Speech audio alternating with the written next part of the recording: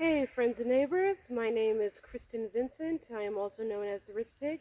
And today I'm going to talk about my mental health for Mental Health Awareness Month. I am currently diagnosed with clinical depression.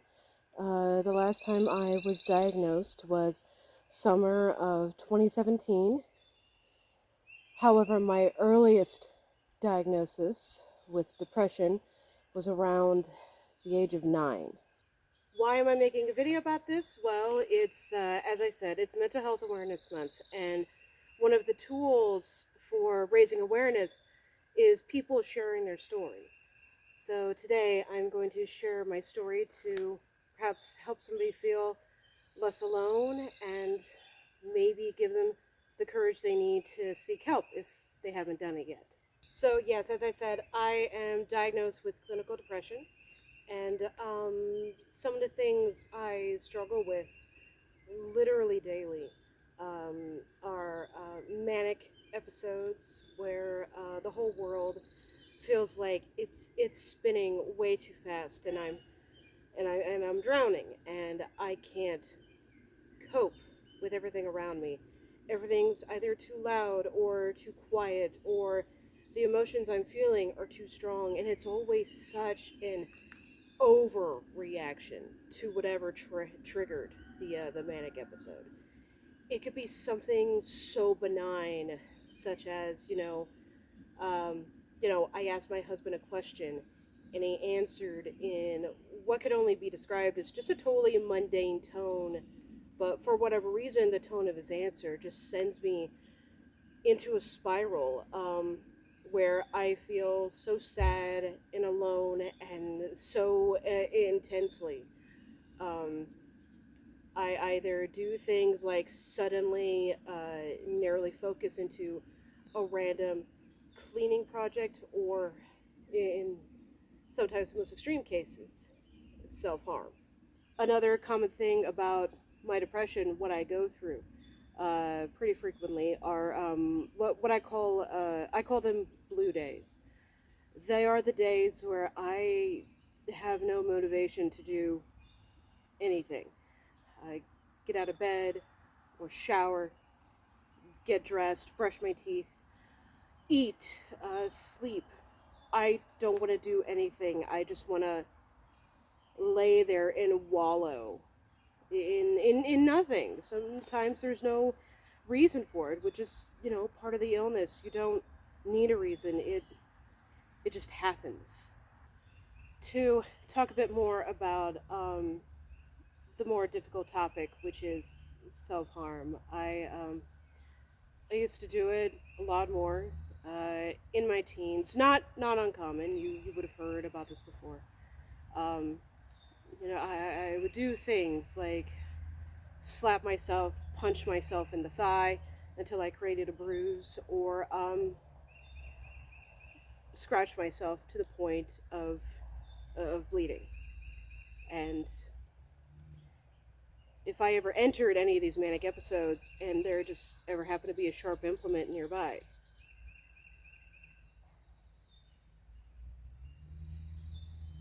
and along with the self harm came suicidal ideation. I have attempted suicide before. It's not easy to talk about, which, I mean, it's part of making this video. It's not easy for people to talk about. People don't want to talk about this low moment that they had where it was almost the end of it, the end of everything. And what's funny, but also not funny, about what's weird about suicidal ideation is sometimes there is no reason for you to want to kill yourself. That's part of the illness. Part of the illness is there's a little voice in your head saying, "Hey, you know what would be a really good idea right now?" And I don't mean a literal voice. That's not the picture I'm trying to paint, but it's a feeling you get where it's like, "Oh man, this is the time," and "Oh, this is just the perfect opportunity for it." Um, If you're not familiar with the comedian Patton Oswalt, I'm a huge fan. I've been a fan of his for a very long time. And he has this wonderful joke about what suicidal ideation really is like sometimes. He's in a grocery store on a Tuesday, it's 11 a.m., so it's pretty much empty. It's empty in this grocery store. And he's in the frozen dinner section. He's looking for, a lean cuisine to buy, and Toto's Africa starts playing in the grocery store. And he said, I never felt more beautifully, gloriously suicidal. Just something about that moment in standing in the frozen food aisle, Toto's Africa just playing over his head. He said, if I just had a gun in my hand, this may have been the moment. And sometimes it's just like that. I've experienced moments like that. Where it's either a horrible setting or an incredibly beautiful setting, and just that feeling is there of like, man, if you just had something sharp in your hand, this may be the moment. And unfortunately, this is a facet of the illness that not everyone recovers from. I have had methods in coping with the illness. Two ways: therapy and medication. Therapy and medication. And I am a huge fan of therapy and medication. I will say that medication is not for everybody, which is why you should see a doctor. The person that went to school for how many years, that underwent the training to understand and recognize when you should be taking medication. Um, Not saying you have to do what the doctor says, but definitely at least listen to the doctor's advice. So, as I said before, my earliest diagnosis, I was around 9 years old, maybe 10, somewhere around there. That cycle of age. It was because I had attempted to kill myself about 3 times. Um, and I had, seen a psychiatrist, saw a therapist as well, and they had elected to put me on Zoloft. Um, Unfortunately, Zoloft didn't really work as intended. It turned me into a lifeless zombie.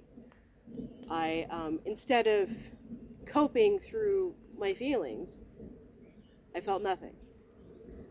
Um, and unfortunately, the only solution anyone thought at the time would be best was to increase the dosage.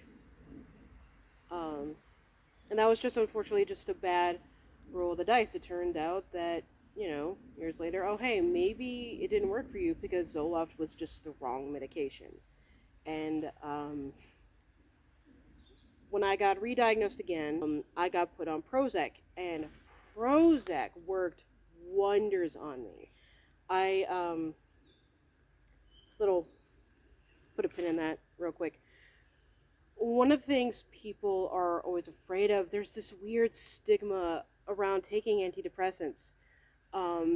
So you probably heard, that thing people say, well, if Van Gogh, took antidepressants, he wouldn't have painted Starry Night. Van Gogh was literally in a sanatorium when he painted Starry Night. The scene in Starry Night, it's outside his hospital window. He wanted to get better. In fact, he even said that his art suffered during the periods that he wasn't getting help. Um, he painted Starry Night during his journey to get help and get better. Um, and there's this fear, and part of it is the illness. Paranoia is one of the symptoms. There's that fear that, like, what if I'm not myself, or what if I don't like myself, or what if I change when I go on antidepressants, because who am I when I'm not depressed? And as I said, that paranoia, that illness doesn't want you to let go of that fear. Um, I'm here to tell you, in full honesty, no one's paying me to say this. I'm saying this because I think you need to hear this.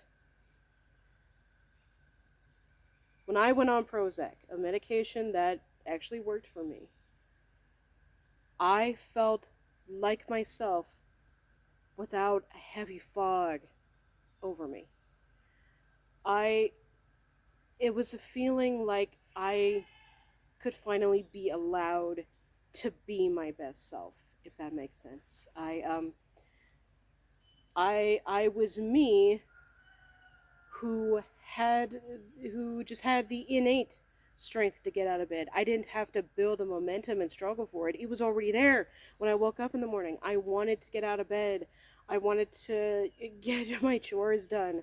I wanted to draw. I had the energy to do it. I whenever I was confronted with a negative situation, a hard thing that would usually trigger a manic episode where I would just spiral into trauma. Instead, I just coped. I just moved on. It didn't fester in my mind for weeks at a time. I was okay. I was okay. Just for my general privacy and sense of safety, uh, I'm not planning on going into my personal life all that much here on this channel. So it's way too personal a story to explain why I had to be diagnosed and why I was trying to kill myself at such a young age, only 9 years old. Instead, I'd like to talk a bit more about what happened in 2017. So between childhood and then early adulthood, um, there was a long stretch where I wasn't receiving the help I needed. At some point, again, not going to go into it. I was no longer receiving medication and therapy, and my depression was ignored. It was treated like a nuisance. And then, as an adult, I had the great fortune to have a spouse. Oh shit! Don't cry. Don't cry. You got makeup on. I was fortunate to have a spouse who understood, maybe not necessarily what I was going through, but understood that I was going through something. Whenever I have a manic episode, and I apologize for it, he tells me every time, this isn't something you're doing, it's something that's happening to you. But yeah, so 2017, and I was working at a I was working at a place that had a truck from which I had to load bales of hay from said truck. And I don't know what it was, but I was suddenly alone in the truck. I had just finished loading, who knows how many bales of hay onto somebody else's truck. And I was just suddenly alone in the truck. It was dark, lights coming in from, the open doors, but I suddenly didn't want to live anymore. It had been a while since I experienced suicidal ideation, but just in that moment, it hit me so hard and so fast. I wanted to end it right then and there. I didn't want to be alive anymore. I hated myself and my life so much that it didn't feel worth continuing. And then I experienced what is apparently pretty common for women. Apparently there's a statistic that men may commit suicide more than women do. That's because the men are more successful at committing suicide than women. Women have more attempts. And what typically stops them in the end is the thought of, how are my loved ones going to react? How will the person that finds me is going to react? So those thoughts were hitting me, and I remembered I have someone who loves me very much. And then the thought came, I need to talk to him now. I had to stop recording because I started crying, and so my eyelashes were falling off, so I had to take them off. But yes, I just started thinking about my spouse and how much it would break their heart. So I called him. Had my phone on me, I called him, and I told him, I want to kill myself, get me out of here. And he did. I believe he was at work, he just left, came to get me. And on the way home, I'm Googling, behavioral health center.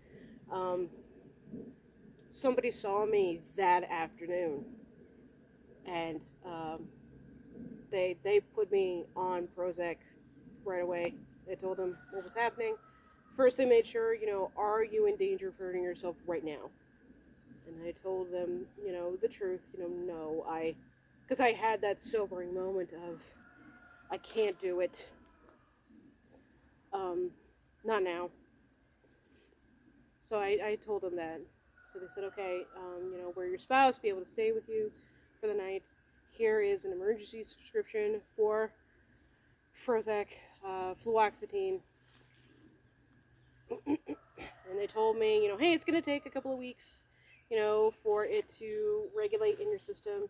And then they told me about this very, very important side effect. So they told me about the side effect I know you've heard in commercials and are like, then what's the point of the med? I'm going to tell you the reason they warn you about this side effect, which is, you take this antidepressant, there will be an increased likelihood of suicide. Turns out there's a reason for that. So, when you are like first taking the medication and it's essentially changing your brain chemistry, you kind of enter like a mania as your body works itself out. And after that there's that early period where your brain is like, oh my god, I finally have the will to do those things I haven't been wanting to do. One of the symptoms of depression is just loss of interest of things you like to do. Your brain, your new brain on the medication is like, oh my god, yeah, I actually want to do those things, let's go do those things. Or, oh my god, those dishes have been piling up for weeks, let's go ahead and take care of that. Oh wow, you know what, that suicide I've been putting off, oh, let's go ahead and take care of that right now. That's why that I should say this, that supposedly that this is one of the reasons, this was the reason explained to me, that the reason they put that in the commercials is because that's typically what happens. But yeah, I loved who I was on Prozac, and I miss her a lot. And now you're wondering, why am I talking about that in the past tense? Well, COVID ruined everything. I was on a medication that I was taking daily that was doing wonders for me, and I was going to therapy every week. And then COVID happened. The clinic I was going to had to shut down. I was set off of my routine, and COVID being COVID, everything was just terrible. And I just kind of lost the will to continue my mental health upkeep, which is not good. I really need to fix it. Who knows, maybe I can finally achieve that this year. Get myself, back to where I'm supposed to be. So that is my mental health story. And I would like to conclude this video to talk to you about the charity stream I'm doing on May 13th on Twitch from 7 p.m. to 11 p.m. Eastern Standard Time. I am trying to raise funds towards the Trevor Project. Now, of all the, suicidal organizations, the organizations themselves are not suicidal, or rather the organizations whose concern is suicide. Why did I go with the Trevor Project? Well, first of all, I chose an organization that are not just about awareness. There's a lot of organizations out there that are quite misleading in what they do, where you think they take action to help, but no, they just take the money to make pamphlets and take money. And they're like, no, no, no, we're an awareness group. Because suicide is something so tragic and personal that I wanted to make sure the money was going towards people that actually take preventative measures. And originally, I was going to try to raise funds for 998, this suicide lifeline. And then some very frightening legislation had recently passed in several states. And you don't have to be queer to care, but I am queer and I care very much. Our friends need help, they need support, they need love, especially our trans friends who are facing persecution right now. There's no other word for it. They're facing persecution. And it's evil, it's wrong, and it's terrible. And those friends in particular need to know that there's going to be someone there to talk to in case it becomes too much. My channel is small, my following is small, so I set for, a realistic but also optimistic goal. The goal for the charity on May 13th is $1,000. That's it, just $1,000. I am putting $100 of my own money towards the goal, so that's just $900 left for you guys to help me raise. So please join me on Twitch on that day. I will make sure I have the link to my Twitch channel. I'll be posting several reminders of the charity stream, and I really hope to see you all there. Thank you very much. Bye-bye.